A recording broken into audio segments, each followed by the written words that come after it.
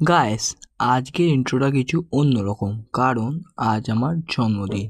তাই আজকের দিনটা শুধু আমার আমার আমার তারপরে না খেয়ে চলে এসলাম দোকানের কিছু মালপত্র কেনার ছিল। তাই আজকে সকালের ব্রেকফাস্টে কোনো চা বিস্কুট না, আজকে আছে পায়েস।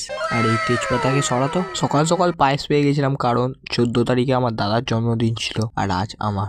পায়েসটা মুখে দিতেই একদম চুমু খেতে একদম গলে গেছিল মুখে, পুরো অমৃত লাগছিল একদম। আজকের দিনেও এত খাটনি, এতগুলো কাপড় এখন কাচতে হবে আমাকে। তারপরে খাওয়ার জন্য পেয়ে গেছিলাম কেক। আর এটা কিন্তু আমার কেক না, এটা আমার দাদার, কালকে কেটেছিল তো, তাই আজকে আমি খাবো।